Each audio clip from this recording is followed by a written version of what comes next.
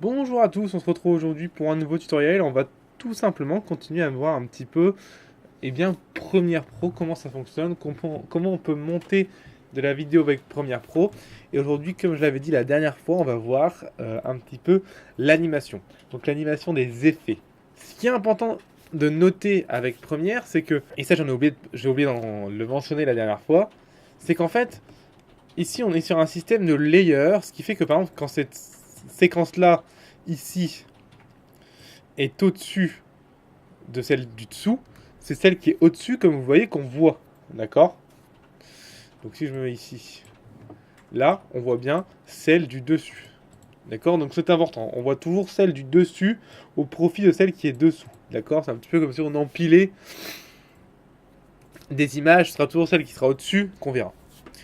Ça va être un petit peu la base de notre travail sur Premiere, et vous allez voir que beaucoup d'effets, dont l'opacité dont on va parler tout de suite, vont découler de cette propriété. Alors par exemple, là je n'ai aucun effet sur sur mon premier calque. Alors je vois qu'il est bougé, on va le mettre à sa place, donc c'est 960, 400, 540 pour la base, et on va venir un petit peu animer tout ça. Et oui. Regarde ce qui se passe. Si je mets une échelle ici à 70 par exemple et une rotation à 70, je peux cliquer sur le petit chronomètre ici et là on voit un petit icône qui apparaît. C'est une clé d'animation. Ça veut dire que le logiciel Premiere enregistre à cet instant précis, c'est-à-dire à 0000, que mon échelle est à 60 et ma rotation à 70 degrés. Si j'avance dans le temps maintenant, si je mets par exemple à 2 secondes et 6 images et que je mets mon échelle à 100, et ma rotation à 0. Eh bien, il vient me remettre une clé automatique, ici, qui va enregistrer la position à 100, l'échelle à 100 et la rotation à 0 à ce temps. Et qu'est-ce qu'il fait entre les deux? Eh bien, il calcule l'intermédiaire. Et voilà ce qui se passe, ça nous donne une animation. Donc il vient calculer l'intermédiaire pour arriver d'une clé à l'autre. C'est assez simple à comprendre. Si je déroule, je vois la valeur qui change ici. Ici, j'étais une échelle de 60%. Là, je suis à une échelle de 100. Je vois linéairement la valeur qui évolue. Je peux voir la même chose au niveau de la rotation. Regardez bien. Au début, j'étais à 70 degrés. Maintenant, je suis à 0 degré. Je vois bien la valeur qui diminue progressivement, linéairement. Il faut savoir que dans Premiere, pour ceux qui sont un peu plus fans d'animation, nous ne sommes pas obligés de rester linéaires. Nous pouvons avoir des clés qui sont smoother. Par exemple, si je mets en Bézier auto, je vois très bien qu'il vient me smoother mes curves et je peux même venir les animer en fonction des tangentes. Ce qui fait qu'on peut avoir une vitesse plus rapide et avoir une vitesse plus lente ici. Et ce qui est bien, c'est que vous avez la courbe de vitesse en dessous pour ceux qui sont habitués un petit peu aux courbes de vitesse d'After Effects. Vous allez voir maintenant, ma vidéo va accélérer au début et ralentir à la fin. Hop, elle va vite et elle ralentit. Faisons de même pour la rotation. Elle va vite au début, elle va très lentement à la fin. Hop, elle va vite au début et elle ralentit à la fin. Si je fais l'inverse, ici elle va aller très vite au début et très lentement au début et rapidement à la fin. Et hop, on voit même qu'il y a un petit retour là. Clac. Si je fais comme ça, ce sera plus parlant. Hop, Bézier pour vous cliquez clic droit sur votre clé, Bézier pour avoir les courbes d'animation et hop là. Voilà, ça peut vous permettre de faire des choses assez intéressantes si vous vous y prenez bien. Et voilà, là ça commence doucement et ça finit rapidement. Voilà un petit peu ce qui est des courbes d'animation, mais à quoi ça peut bien nous servir à part animer la rotation et l'échelle d'un calque? Et bien en fait, ça va pouvoir nous servir surtout à animer des effets de colorimétrie. Encore une fois, je vous souviens, rappelez-vous, ce qui est important dans la première, c'est l'étalonnage. L'étalonnage pour gérer la couleur de l'image, et ce qui fait qu'on va pouvoir animer la couleur de l'image directement. Si je mets un effet par exemple de lumétrie, comme on a vu la semaine dernière, ici dans effet, je tape lumétrie.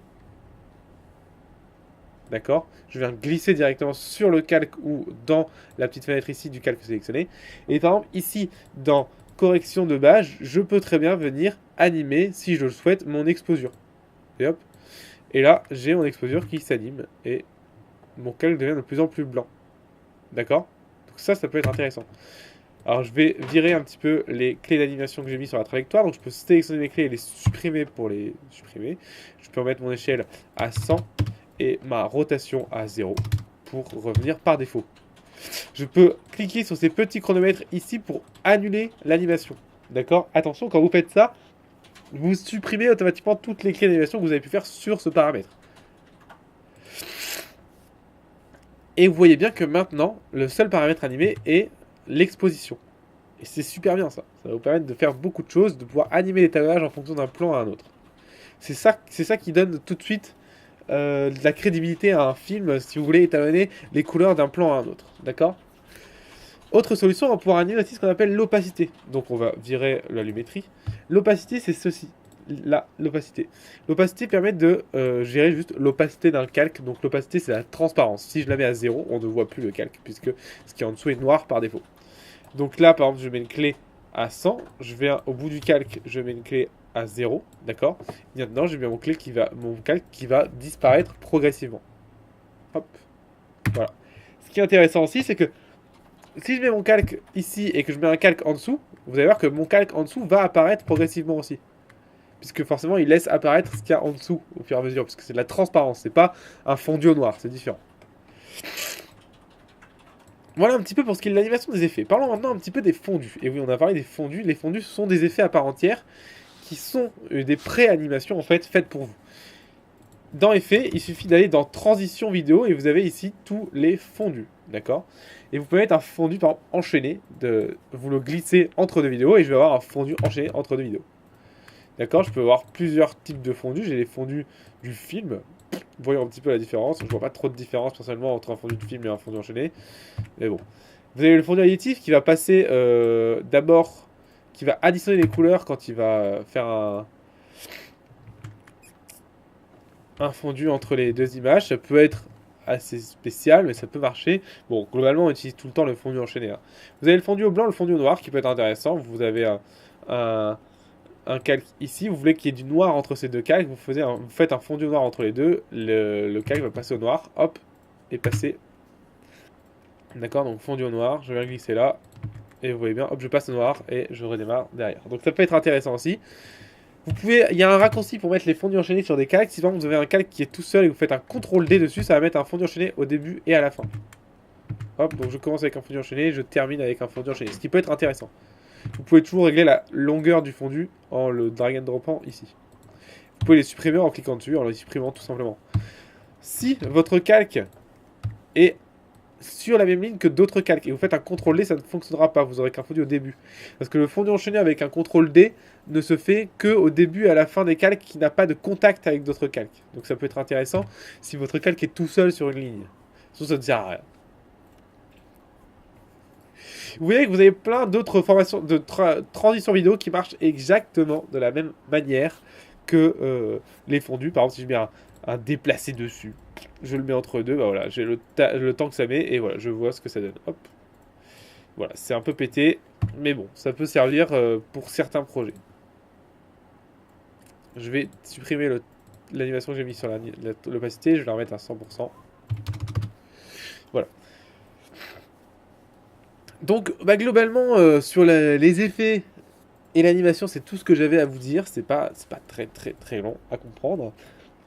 Voyons un petit peu maintenant comment on va agencer le son et l'image. Ça va être important. Ça va être important, ça va être très important de bien agencer le son et l'image. Si j'importe du son dans mon projet, je double-clique sur cette fenêtre, comme on l'a vu la dernière fois.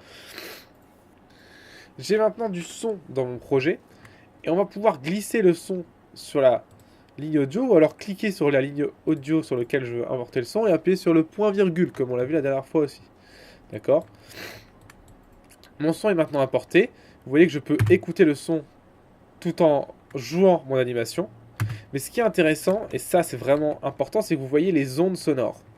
Ces ondes sonores vont vous obliger à animer, enfin à monter sur ces ondes sonores. C'est très important de monter sur votre musique ou votre son. Ça vous permet de synchroniser votre morceau. Regardez la différence entre ce que je vais vous montrer là et ce que je vais vous montrer là. J'ai synchronisé le début de mon morceau vidéo sur la pointe ici de l'onde sonore audio. Écoutez, regardez bien ce que ça donne. C'est beaucoup plus intéressant que seulement ça. D'accord? Donc pensez bien à toujours synchroniser votre son et votre vidéo. C'est vraiment la clé d'un montage réussi. J'ai le même type de transition que j'ai vu dans les vidéos pour le son dans Effets, Transition Audio. D'accord? Et ici vous avez les fondus croisés. Globalement, on va toujours utiliser la puissance constante, mais même si globalement ils font la même chose entre deux, c'est juste les lignes de son entre les deux niveaux qui sont différents. L'une va utiliser le logarithme, l'autre va utiliser la fonction exponentielle et l'autre va utiliser la fonction euh, linéaire. Donc voilà, on va utiliser globalement la puissance constante. Donc par exemple, si je prends un son, je le coupe ici en appuyant sur C, je vous rappelle, et que je vais en mettre un autre, hop, par exemple ceci. Voilà, que je fais une entrée et une sortie ici, par exemple, et que je viens le mettre là, et que derrière, je viens mettre un puissance constante entre les deux, ben, je vais avoir un fondu audio entre les deux, écoutez bien. Voilà. Ça nous permet de faire des fondus audio rapidement sans venir toucher à l'animation des courbes de l'audio, parce que oui, on peut toucher aussi à l'animation du volume. Vous pouvez venir mettre une clé ici, par exemple, sur le volume, hop, et venir descendre le volume ici, par exemple, à 0, et hop, on n'entendra plus rien, par exemple, ici, écoutez bien. Voilà. Donc ça peut le faire aussi, mais la puissance constante, ici, peut le faire pour vous. Vous pouvez aussi, par exemple, le mettre à la fin, si vous le souhaitez. Donc, par exemple, regardez, je l'ai mis à la fin, ça fera la même chose que si j'avais fait une clé d'animation. Vous voyez. Donc c'est très intéressant, c'est très pratique, et c'est comme ça que je vous encourage à monter vos films ou vos vidéos. Ça vous permettra de gagner beaucoup de temps en utilisant ces fondus préfaits. Si vous cliquez sur la transition en elle-même, d'accord, vous pouvez voir un petit peu la courbe qu'elle utilise. Donc là, vous voyez bien qu'elle utilise la courbe logarithmique pour faire une transition sur les sons. Si je prends le gain constant de mémoire, c'est une courbe linéaire. Voilà, on le voit bien. Et si je prends la fonction exponentielle, c'est une courbe exponentielle, donc ce qui est l'inverse du logarithme. Pour ceux qui ont fait un peu de maths. Ah, ce qui est bizarre, c'est qu'il ne l'affiche pas ici. J'aurais cru qu'il l'affichait. Vous allez devoir me faire confiance sur ce coup-là. Voilà pour ce qui est du son. Et j'insiste sur le son pour... Je pense que bon là c'est peut-être un avis personnel, mais un montage avec un son raté est un montage raté, alors qu'un montage avec une image ratée n'est pas forcément un montage raté. Je pense que le son est plus important que l'image, malgré ce qu'on peut croire. Donc je pense que cette partie-là de votre montage, ici, est beaucoup plus importante et doit être plus travaillée que la partie au-dessus. Donc je vous invite à porter une importance particulière au son dans vos montages et à bien travailler ceci pour pas qu'il y ait de coupures, de plops, de faire des bons fondus, que ce soit bien propre. Ça vous permettra de tout simplement de ne pas choquer votre spectateur. Vous remarquez que quand je joue le son ici, j'ai un niveau sonore qui s'affiche ici. Il ne doit jamais dépasser 0. S'il dépasse 0, ça veut dire que votre son est saturé. Donc s'il dépasse 0, c'est pas grave, vous pouvez cliquer sur clic droit ici sur votre son en allant sur gain audio. Et vous pouvez, si vous le souhaitez, baisser le gain audio par exemple de 10. Je mets moins 10 dB ici. Voilà, mon gain audio est baissé. Maintenant, j'ai baissé mon gain audio. Ça me permet de désaturer ou de resaturer de certains sons qui sont pas assez forts ou trop forts. Je peux très bien aussi utiliser tous les autres raccourcis qu'on a utilisés la première fois sur les séquences vidéo, comme par exemple l'outil R qui nous permet de rallonger le son. Donc là, le son est ralenti. Écoutez bien. D'accord, vous voyez qu'un son ralenti aussi est plus grave. Vous pouvez, si vous le souhaitez, aller dans vitesse durée et vous cliquez sur conserver la hauteur du son. Ça peut vous permettre de retrouver cette donnée de hauteur du son que vous avez perdue en ralentissant votre musique. Attention, ça peut dégrader facilement la qualité du son. Voilà un petit peu pour le son, tout ce qu'on peut faire. Alors, vous voyez qu'en faisant clic droit sur une track, il y a plein de choses qui sont très intéressantes. Donc je vous invite à regarder un petit peu tout ça si vous avez la foi. Ça peut vous permettre de découvrir certaines fonctionnalités qui sont pas inutiles. Voilà, alors comment j'ai fini mon montage, je suis content, j'ai travaillé mon son, j'ai travaillé ma vidéo, c'est super. Comment je fais pour exporter ça correctement? Et là, c'est là que ça vient un petit peu le moment un peu tricky. Alors globalement, vous avez logiquement bien suivi la première vidéo et vous avez compris que vous avez bien fait votre vidéo en fonction de vos sources. Donc le format est le bon et les images par seconde sont les bonnes par rapport à vos sources. Si vous n'avez pas fait ça déjà, on va avoir des soucis. Si vous n'avez pas fait ça, imaginons que vous n'avez pas fait ça, vous avez une séquence ici qui n'est pas... Là, vous voyez bien que j'ai la séquence 24 images par seconde et j'ai mes sources qui sont 24 images par seconde aussi et qui sont aussi en 1920 par 1080 comme ici, d'accord? Si vous avez, par exemple, du 25 images par seconde ici, alors qu'ici c'est du 24, eh bien, je vous invite tout simplement à recréer une séquence. Vous prenez toute votre séquence, vous faites un CTRL-C, vous recréez une séquence en 24 ou en 25 en fonction de vos sources, et vous faites un CTRL-V dedans pour tout remettre dessus. Oui, parce que bien sûr, dans Première, je pense que j'avais déjà montré, on peut faire très bien des CTRL-C et des CTRL-V, c'est très intéressant. Si je prends tout, ça fait un CTRL-C et un CTRL-V de tout. Donc c'est très intéressant de pouvoir faire ça. Avant d'exporter notre vidéo, on va pouvoir voir qu'on peut faire un truc assez intéressant qu'on appelle l'imbrication. Dans Première, si je prends tout et que je fais clic droit, imbrication. Imbriquer. Hop. Je crée une séquence qu'on appelle imbriquer. En fait, c'est une sous-séquence. Je double-clique dessus, je reviens dans mes séquences, qui me garde en mémoire cette séquence-là. Et sur cette séquence-là, je peux mettre d'autres effets, d'opacité, de couleur, de grain, de tout ce que je veux, au-dessus de les séquences que j'ai déjà montées. Donc ça peut être intéressant de faire son montage brut dans une séquence imbriquée sans rien toucher, et de venir mettre les effets de colorimétrie, par exemple, sur une séquence imbriquée. Ça peut vous permettre de vous organiser comme ça, en séquence imbriquée, de séquence imbriquée, de séquence imbriquée, un petit peu comme les précompositions dans After pour ceux qui connaissent, et ça va vous permettre d'être plus organisé et d'avoir un montage en escalier un petit peu, pour avoir des effets en escalier et pouvoir faire des trucs plus intéressants, des effets qui se superposent, etc. Vous allez voir que travailler comme ça peut être intéressant, ça peut être une bonne organisation. C'est pas forcément obligatoire, mais c'est possible. Ça peut aussi vous permettre, par exemple, de mettre un effet sur tout le son globalement. Ça peut être vraiment intéressant. Souvent, on le fait sur ça. Pour ça, c'est de mettre un effet sur tout le son du film, on fait une séquence imbriquée. Ou si on met un effet sur toutes les images du film, on fait une séquence imbriquée. Par exemple, si j'ai envie de rendre tout mon film ici noir et blanc, eh bien, je viens dans Effets, je tape noir et blanc, par exemple. Voilà, image noir et blanc, je viens le foutre dessus. Et maintenant, tout mon film est en noir et blanc. Donc c'est intéressant, comme ça j'ai tout mon film qui est en noir et blanc sans avoir rien touché et j'ai pas eu à copier l'effet à chaque fois. D'accord? Donc ça peut être intéressant. Bon, maintenant qu'on a fait ça, notre film on est content et tout, on veut l'exporter. Bon, pour l'exporter, on va appuyer sur le raccourci CTRL-M. D'accord? Ou alors, on va aller dans Fichier, Exportation, Média. C'est la même chose, totalement la même chose. On se retrouve avec cette image-là qui nous montre un petit peu notre film ici, globalement, donc ça on s'en fout un petit peu, et la sortie à exporter. Et là, on a beaucoup de choix. Et dans chaque choix, on a des préconfigurations qui sont encore plus énormes. Donc qu'est-ce que je choisis? Et bien là, c'est par rapport à ce que vous voulez en faire. Donc c'est un petit peu on va dire, délicat à traiter comme question, parce que la question de l'encodage est une question qui est très complexe et qui a beaucoup de réponses. Mais globalement, moi je vais vous demander à quoi ça va vous servir. Si ça vous sert à faire du web, de YouTube, de Vimeo, etc., je vous conseille de faire un format H264 qui est le plus léger et le mieux compressé. Je ne vais pas rentrer dans les détails de la compression, j'en parle un petit peu dans la vidéo Qu'est-ce qu'une image numérique et encore. Si vous ne l'avez pas vu, je vous invite à aller ici pour voir un petit peu de quoi ça parle. Donc vous pouvez mettre H264 pour mettre du MP4. Et ici vous avez préconfiguration correspondance à la source DBLV qui est une configuration qui est pas trop mal. Mais globalement, si par exemple vous êtes sur YouTube, vous avez une configuration YouTube. Donc voilà, si vous faites du 1080 sur YouTube, vous faites du YouTube 1080p. Si vous faites du vidéo, bref. Donc il a les préconfigurations pour vous, donc autant le faire pour vous. Mais sinon, un petit peu à quoi ça correspond si on le fait à la main. Eh bien, vous avez ici la largeur et la hauteur de votre vidéo. Ça, logiquement, ça ne doit pas changer puisque vous n'êtes pas trompé dans votre séquence.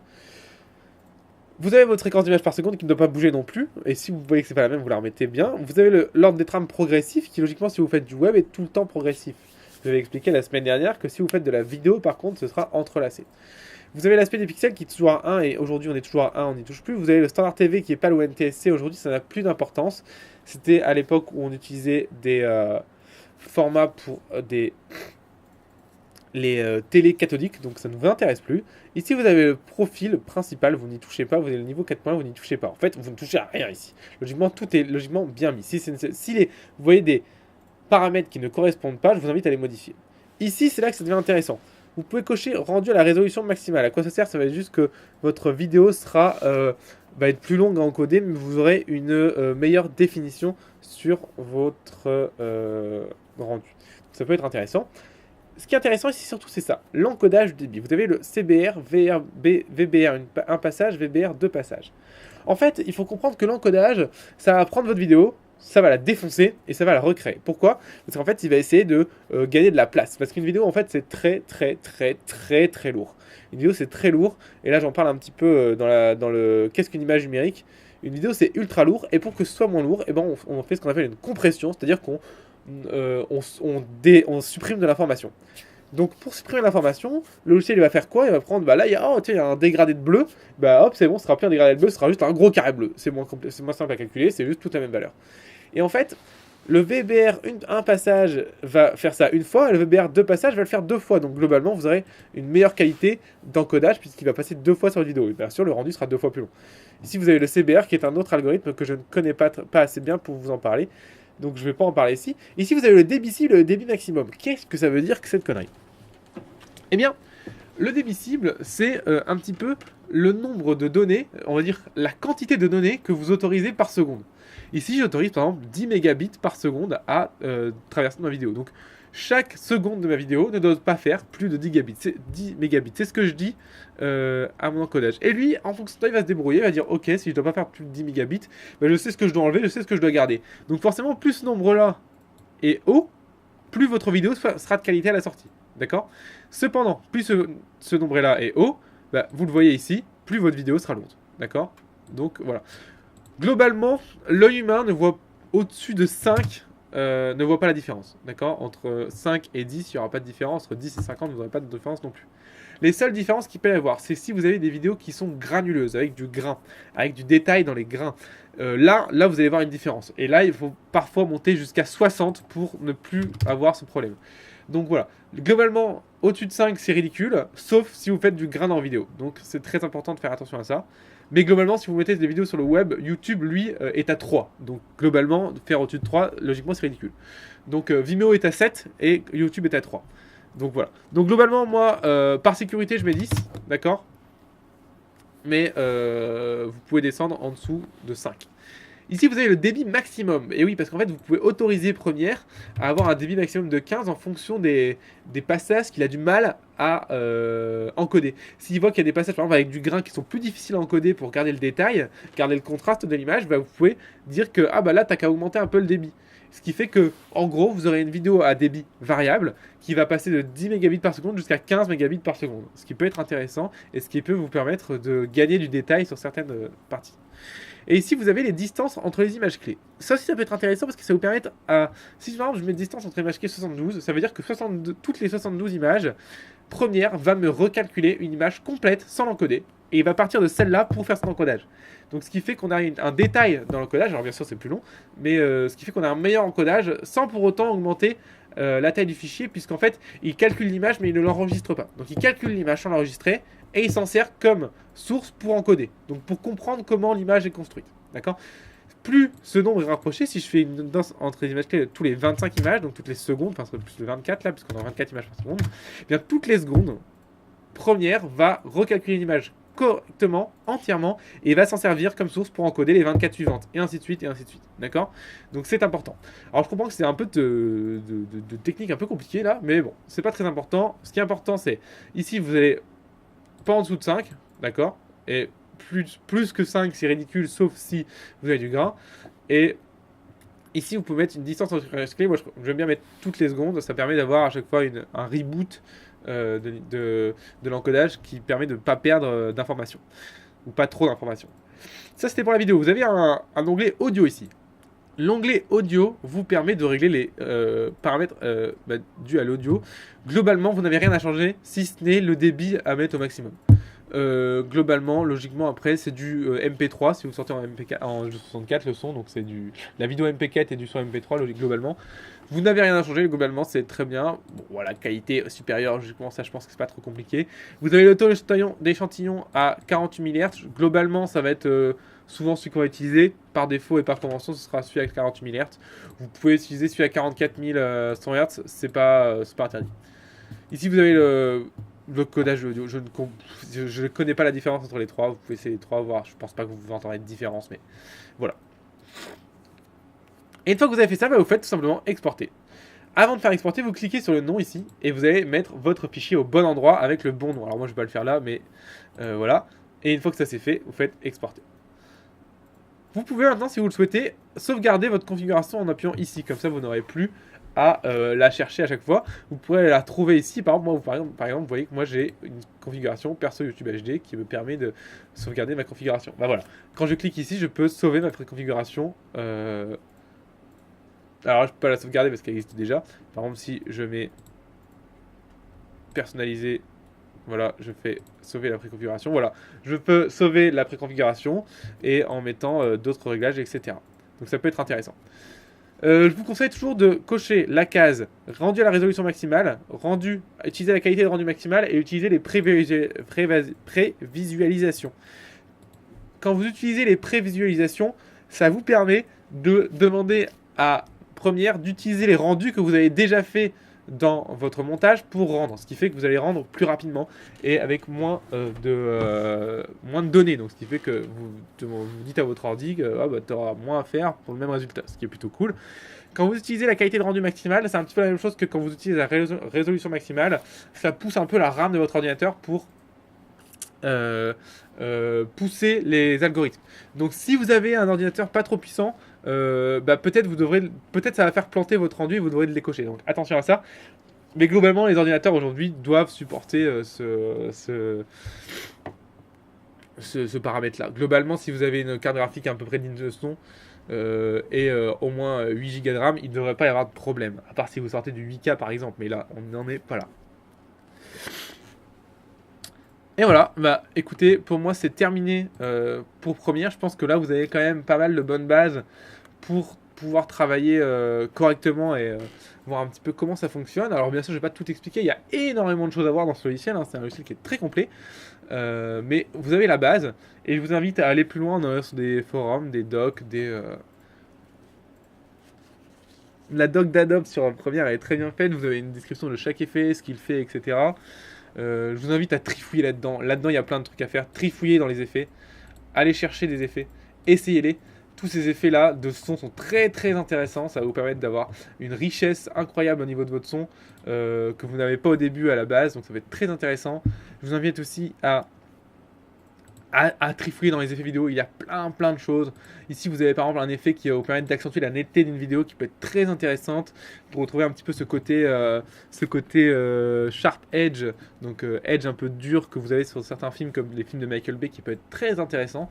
Donc n'hésitez pas à fouiller partout, fouiller, essayer. C'est vraiment super cool parce que c'est ça qui va vous permettre de voir un petit peu la capacité du logiciel à vous sortir un peu du pétrin et trouver des solutions artistiques ou techniques.